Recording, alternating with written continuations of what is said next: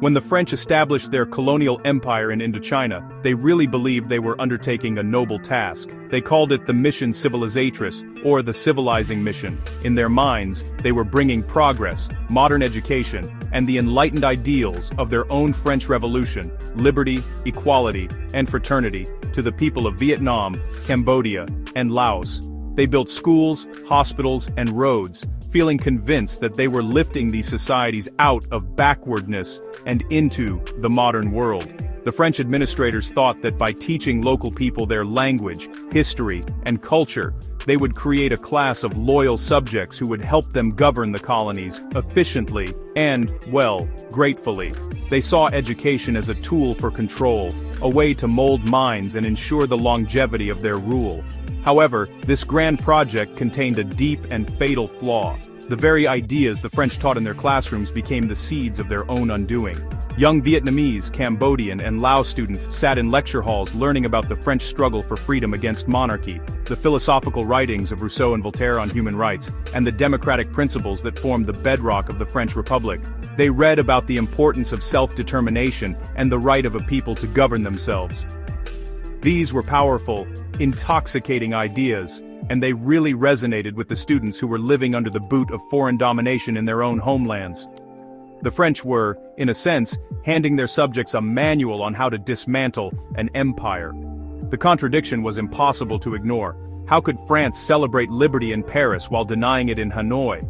How could it champion equality for its own citizens while treating the people of Indochina as second-class subjects? This hypocrisy was not lost on the educated local elites. The more they learned about French ideals, the more they questioned France's right to rule them. The schools, intended to create obedient colonial administrators, instead became incubators for nationalist thought. They produced a generation of intellectuals, writers, and leaders who were fluent in French but whose hearts burned with a desire for their own nation's independence. They used the language and logic of their colonizers to articulate a powerful argument against colonial rule itself. This process was not immediate, but it was, honestly, inevitable. The first sparks of resistance were often intellectual, taking the form of poems, articles, and secret societies that discussed the injustice of their situation. The colonial education system had created a new class of people, a group that was no longer purely traditional, but not fully French either. They stood in a unique position, with a foot in both worlds, which allowed them to see the stark contrast between the promise of French civilization and the harsh reality of colonial exploitation. Instead of gratitude, France received resentment.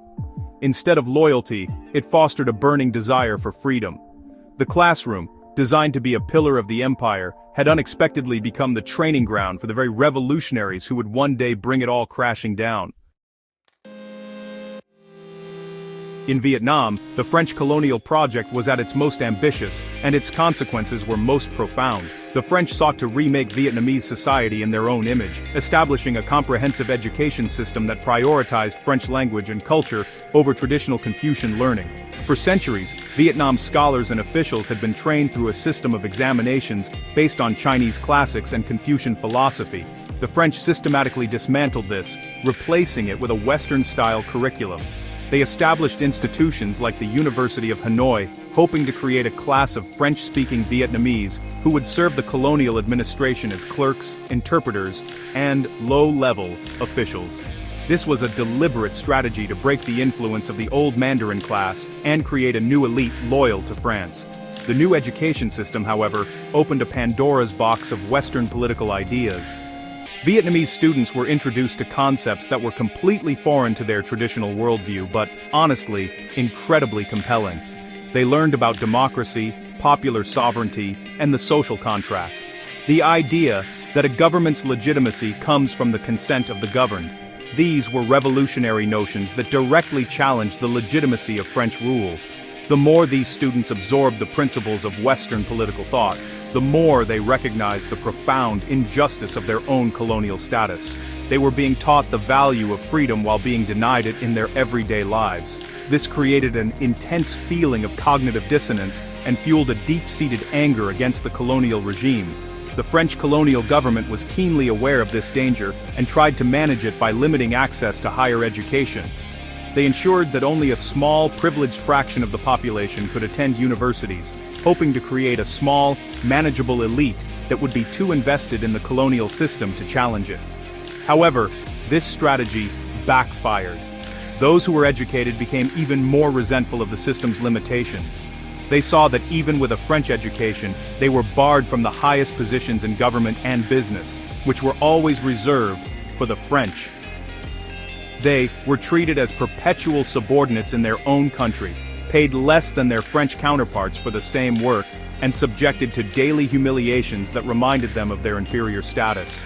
This experience of discrimination turned many educated Vietnamese into fervent nationalists. They had played by the rules of the colonial system, mastering its language and its culture, only to find that the promises of equality and opportunity were, well, a lie. Their education had given them the intellectual tools to critique colonialism, and their personal experiences gave them the emotional fire to fight it. They began to form political groups, publish newspapers, and write literature that called for reform, and eventually, independence. The French had hoped their schools would produce loyal subjects. Instead, they had inadvertently trained the future leaders of Vietnam's long and bloody struggle for liberation. The education system became a double-edged sword that ultimately cut the hands of those who wielded it.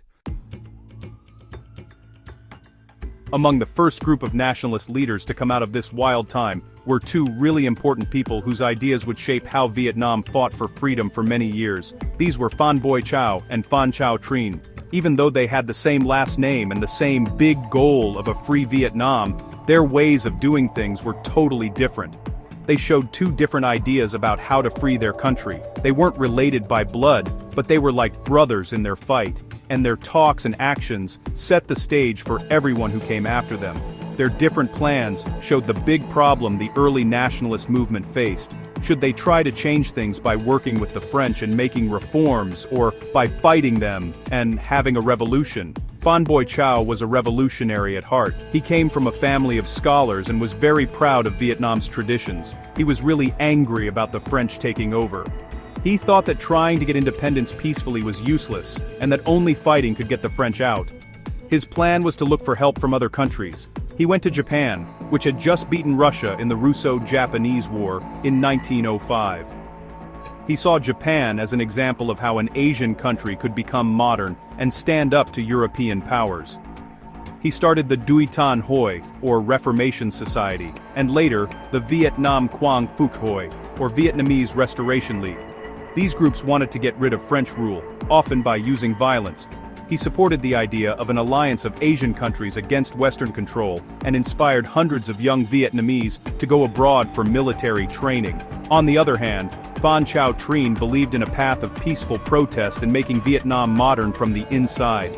He was also a scholar, but he thought that Vietnam's weakness wasn't just the French being there, but also its own old-fashioned social system and traditional beliefs. He argued that trying to kick out the French before making Vietnamese society modern would be a mistake, because the country would just fall apart or be taken over by another power. His famous saying was, "Make the people rich, make the nation strong." He called for getting rid of the king, having democratic governments, and using Western science and education to build a strong modern Vietnam. He believed that by showing they were a civilized nation, the Vietnamese could peacefully convince the French to give them independence. The two Phans showed a big split in the nationalist movement. Phan Boi Chau looked outside for military help and believed in a revolution from the top down, led by a small group of dedicated people. Phan Chau Trinh looked inward, focusing on changes in society and the economy from the ground up, and believed in a slow, gradual change of society.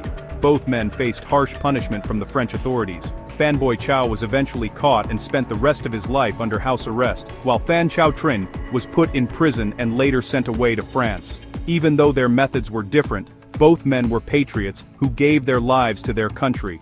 Their ideas, even though they seemed to go against each other, were both very important to the growing feeling of nationalism, creating a rich and complicated history of resistance that a young man named Ho Chi Minh would later take on and combine. No one shows the fight for Vietnam's freedom better than Ho Chi Minh. His journey from a hopeful young patriot to a tough revolutionary leader really highlights how badly French colonial rule worked and how it made people want big changes. Born Nguyen Sin Kung, he was the son of a smart scholar who quit his job in the emperor's government because he didn't like French control.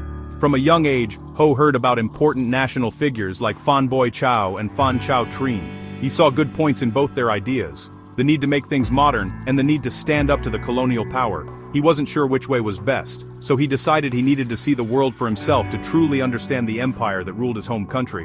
In 1911, when he was 21, he left Vietnam, working as a helper to a cook on a French steamship. His travels over the next 10 years took him to Africa, America, and Europe. He lived in London and, most importantly, in Paris.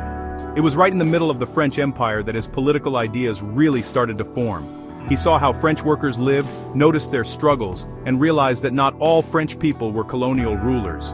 He also met other people who were fighting against colonial rule from all over the French Empire.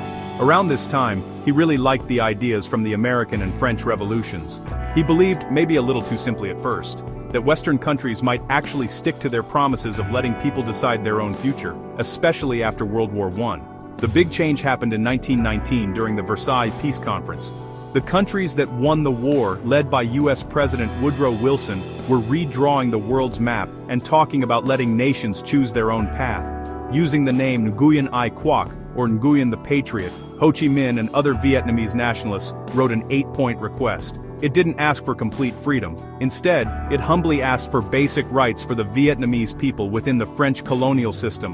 Things like freedom to speak, freedom to gather, forgiveness for political prisoners, and equal rights between French and Vietnamese people. They tried to give this request to the American group, hoping President Wilson would support their cause. Their request was completely ignored. The powerful countries at Versailles weren't interested in applying their grand ideas to the colonies in Asia and Africa. For Ho Chi Minh, this was a moment of deep disappointment. He had tried to use the language of Western diplomacy and appeal to the good conscience of the West, but the doors were shut in his face. He realized that Phan Chau Trinh's hope for a peaceful way to freedom, through talking and agreements, was a dead end. The colonial powers would never willingly give up their empires. This rejection pushed him towards a more extreme path. He understood that if freedom was to be won, it wouldn't be given by the colonizers. It would have to be taken by force. The failure at Versailles put him on the road from someone who asked nicely to a revolutionary, leading him to believe that communism was the best way to free his nation. After his bitter disappointment at Versailles, Ho Chi Minh's search for a viable path to independence led him to the writings of Vladimir Lenin, particularly his theses on the national and colonial questions. Lenin argued that the struggles of colonial peoples for national liberation were allied with the struggles of the working class in capitalist countries. For Ho, this was a revelation. Communism offered not only a critique of capitalist exploitation, but also a practical strategy for organizing a revolution against a powerful imperialist foe. It provided a blueprint for a disciplined, centralized party that could lead a mass movement of peasants and workers. In 1920, he became a founding member of the French Communist Party, convinced that international communism was the key to Vietnam's freedom. Over the next 2 decades, Ho Chi Minh became a professional revolutionary, trained by the Soviet Union's Communist International, or Comintern. He traveled to Moscow and China, learning the arts of clandestine organization, propaganda, and guerrilla warfare. He understood that the ideas of Marx and Lenin needed to be adapted to the specific conditions of Vietnam, which was, a largely agrarian society rather than an industrial one. In 1930, in Hong Kong, he unified various competing communist factions into a single organization, the Indochinese Communist Party. This party was disciplined, secretive, and dedicated to a twin goal: achieving national independence and implementing a social revolution to uplift the peasant majority. Ho's genius lay in his ability to blend the internationalist ideology of communism with the deep-seated spirit of Vietnamese patriotism. The opportunity for the party to seize the initiative came with World War II. In 1940, Japan invaded and occupied French Indochina, but they left the French colonial administration in place as a puppet government. This created a complex situation with 2 foreign powers dominating Vietnam. In 1941, after 30 years abroad, Ho Chi Minh secretly returned to his homeland. He established a revolutionary base in the northern mountains and founded a new organization called the Vietnam Joc Lap Jong Minh Hoi, or the League for the Independence of Vietnam, better known as the Viet Minh. This was a broad nationalist front, designed to appeal to all Vietnamese, regardless of their class or political beliefs, who wanted to expel both the Japanese and the French. The Viet Minh, under the military leadership of Vuong Nguyen Giap, began waging a guerrilla war against the Japanese and the French. Ho Chi Minh's strategy was brilliant. He focused on patriotism first and communism second. The Viet Minh's propaganda emphasized national unity and the fight for independence, winning widespread support among the Vietnamese population. When Japan surrendered to the Allies in August 1945, a power vacuum was created. Ho Chi Minh seized the moment. In what became known as the August Revolution, Viet Minh forces took control of Hanoi and other major cities. On September 2, 1945, in Ba Dinh Square in Hanoi, Ho Chi Minh proclaimed the independence of the Democratic Republic of Vietnam, famously quoting the American Declaration of Independence. The hopeful petitioner from Versailles had become the leader of a new nation, though decades of war still lay ahead. While Vietnam's path to independence was paved with decades of revolutionary struggle and war, its neighbor Cambodia followed a strikingly different course, one shaped by diplomacy, political maneuvering, and the unique role of its monarchy. When the French established their protectorate over Cambodia in 1863, they did so partly to prevent the kingdom from being swallowed by its more powerful neighbors, Siam, now Thailand, and Vietnam. For decades, the French maintained control by ruling through the Cambodian king, preserving the monarchy as a symbol of national identity while stripping it of any real power. The French saw the Cambodian people as gentle and less rebellious than the Vietnamese. And, for a long time, nationalist sentiment was slow to develop. The key figure in Cambodia's journey to independence was the young King Norodom Sihanouk. The French placed him on the throne in 1941, believing the 18-year-old prince would be easy to control. But they miscalculated badly. Sihanouk was a shrewd and charismatic leader who quickly learned to play the political game. He understood that Cambodia lacked the military strength or revolutionary organization to challenge France directly. Instead, he chose to use his traditional authority as king, a figure revered by the Cambodian people as a near-divine link to the nation's glorious past, as his primary weapon. He skillfully balanced the pressures from the French, the Japanese during their wartime occupation, and emerging nationalist groups. After World War II, as France attempted to reassert its control over Indochina, Sihanouk began what he called his Royal Crusade for Independence. This was not a military campaign, but a brilliant diplomatic and public relations offensive. He traveled the world, particularly to France and the United States, arguing Cambodia's case for freedom. He wrote articles, gave interviews, and met with world leaders, presenting himself as a reasonable and modern monarch who was simply asking for the same rights France claimed for itself. He argued that granting Cambodia its independence peacefully would be the best way to keep it from falling under the influence of the growing communist movement in neighboring Vietnam. He positioned himself as the only figure who could guarantee a stable, non-communist Cambodia. At home, Sihanouk used his popular support to put pressure on the French. He would go into self-imposed exile in Thailand, refusing to return until the French made concessions, knowing that his absence created a crisis of legitimacy for the colonial government. He masterfully blended the image of a modern, worldly statesman with that of a traditional god king, who embodied the soul of the Khmer nation. This unique combination of international diplomacy and domestic political theater proved incredibly effective. Weary from their long and costly war in Vietnam, and seeing Sihanouk as a preferable alternative to a communist takeover, the French finally relented. In 1953, without a major war, Cambodia was granted full independence.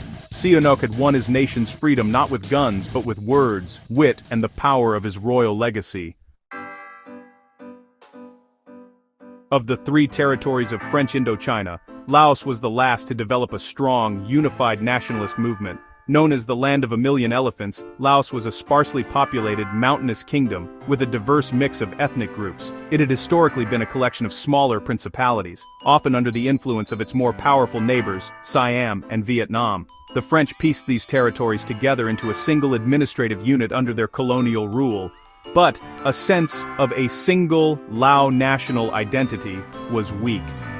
The French treated Laos as a quiet backwater, investing little in its economy or education system compared to Vietnam.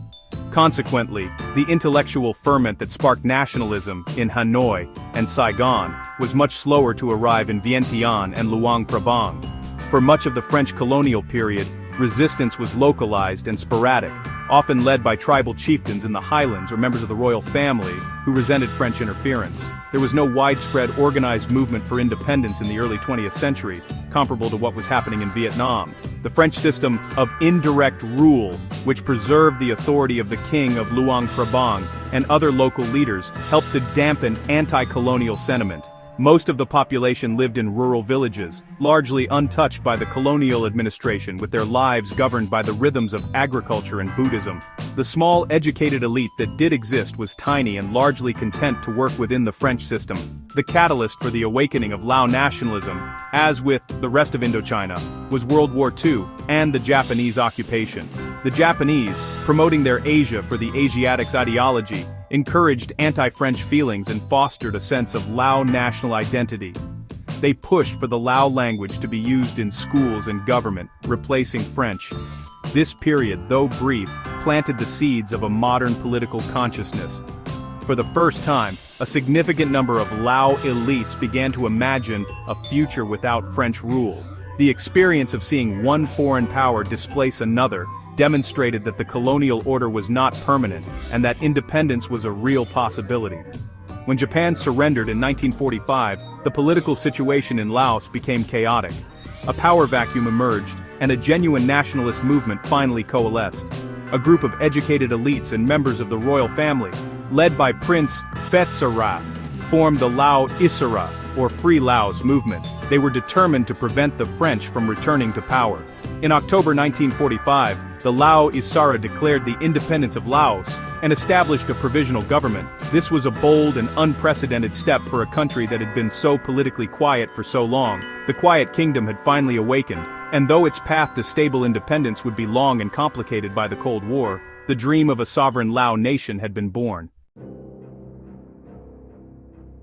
The Lao Isara movement, born in the hopeful days after the Japanese surrender in 1945, represented the first modern expression of Lao nationalism. It brought together a diverse group of patriots, including princes, civil servants, and merchants, all united by the common goal of preventing the return of French colonial rule. However, their newly declared independence was short-lived. By early 1946, French forces, determined to reclaim their empire, advanced through Laos. The poorly armed Lao Isara government was no match for the French military. After a brief resistance, they were forced to flee into exile in neighboring Thailand. The dream of a free Laos seemed to have been crushed almost as soon as it began. While in exile in Bangkok, the Lao Isara leadership began to fracture. The divisions reflected the same fundamental questions that had faced Vietnamese nationalists. What was the best path to independence, and what kind of nation should Laos become? The more moderate members, led by Prince Bao, were willing to negotiate with the French for a degree of autonomy within the French Union. They believed a gradual, peaceful transition was the most realistic option. On the other hand, a more radical faction emerged, led by Prince Souphanouvong. He had worked with Ho Chi Minh and the Viet Minh and was deeply impressed by their revolutionary organization and determination. He argued that only an armed struggle, in alliance with the Vietnamese communists, could achieve true independence. This ideological split eventually led to the breakup of the Lao Isara. In 1949, when France offered Laos a limited form of independence as an associated state, the moderate faction decided to accept the offer and return to Laos to participate in the new Royal Lao government. Prince Souphanouvong and his followers vehemently rejected this compromise, viewing it as a continuation of French control in a new guise.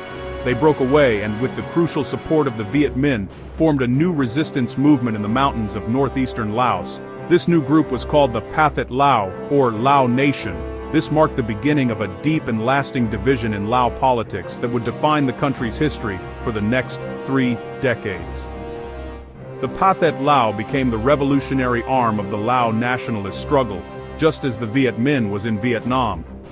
It organized peasants in the countryside, waged a guerrilla war against the French, and later, against the American-backed Royal Lao government during the Cold War.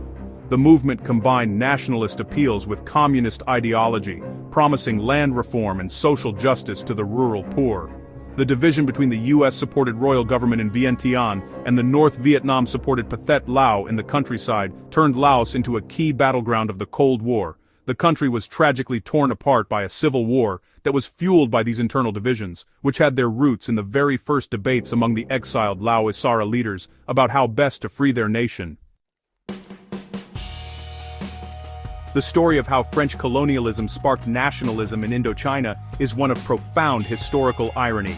France arrived in Southeast Asia with its mission civilizatrice, convinced of its own cultural and moral superiority. It intended to build a lasting empire, sustained by a class of westernized, loyal subjects who would be grateful for the gifts of French civilization. The colonial schools, the French language, and the administrative structures were all designed to serve this purpose, to create a France overseas that would be both profitable and permanent.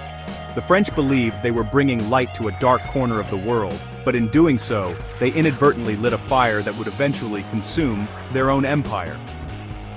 The core of this irony lies in the contradiction between French ideals and French actions. The colonial education system taught the children of the elite about the French Revolution's glorious call for liberté, égalité, fraternité, liberté, equality, fraternity. These students, from Ho Chi Minh in Vietnam to Norodom Sihanouk in Cambodia, absorbed these lessons well. They learned about human rights, democracy, and national self-determination from the very people who were denying them those same rights. This created an educated class of leaders who could use the master's own tools, his language, his philosophy, his political logic, to dismantle the master's house. The civilizing mission backfired because it was impossible to teach someone the value of freedom while keeping them in chains. Across Indochina, the response to this hypocrisy took different forms, shaped by local culture and circumstances. In Vietnam, it led to a long and violent revolutionary struggle, led by figures like Ho Chi Minh, who synthesized Western communist ideology with deep-rooted Vietnamese patriotism.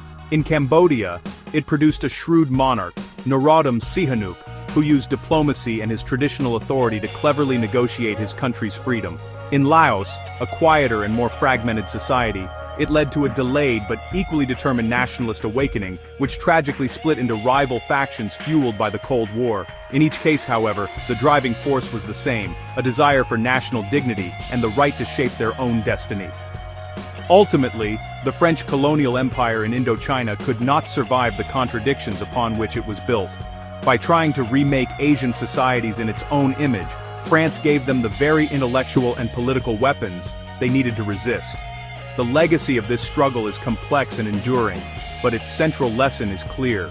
Empires built on the principle of inequality are inherently unstable. The universal appeal of freedom and self-determination is a force that cannot be permanently suppressed.